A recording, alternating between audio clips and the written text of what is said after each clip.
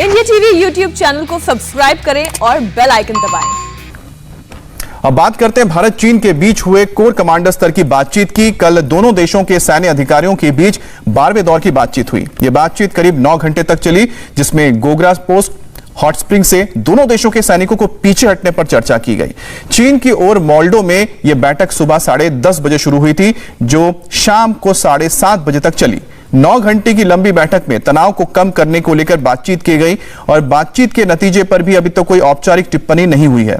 हालांकि कल की बातचीत से गोगरा और हॉट स्प्रिंग से सैनिकों की वापसी में कुछ सकारात्मक बदलाव की उम्मीद की जा रही है।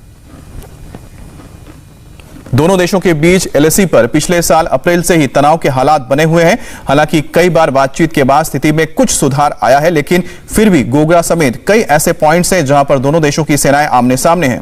दोनों देशों के बीच कई महीनों से चल रही बातचीत का ही नतीजा था कि जिससे पैंगोंग झील के दोनों किनारों से और कई जगहों से डिसएंगेजमेंट हुआ, यानी दोनों देशों की सेनाएं पीछे हटी थी। हालांकि चीनी सेना ने अब भी गोगरा और हॉट स्प्रिंग जैसे इलाकों में विवाद खड़ा रखा है, जिससे तनाव बना हुआ है।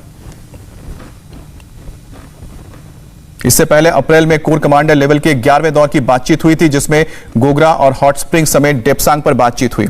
एलएसी पर तनाव कम करने के लिए दोनों पक्षों की 20 फरवरी को मीटिंग हुई थी। ये दोनों देशों के सैन्य कमांडर्स के बीच 10वें दौर की बातचीत थी, लेकिन कोई ठोस नतीजा नहीं निकला था। जहां एक ओर चीन भारत से शांति के लिए बातचीत कर रहा है, तो दूसरी ओर वो अपनी चालबाजी से भी पीछे नहीं हट रहा है।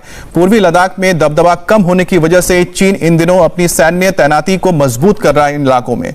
इसके चलते चीन ने हर तिब्बती परिवार के लिए पीएलए में एक सदस्य भेजना जरूरी कर दिया है और चीन ने यह अभियान फरवरी के महीने से शुरुआत की थी और साथ ही साथ इन इलाकों में, तिब्बत के इलाकों में वो एयरपोर्ट्स का भी निर्माण कर रहा है, उनको अपग्रेड कर रहा है।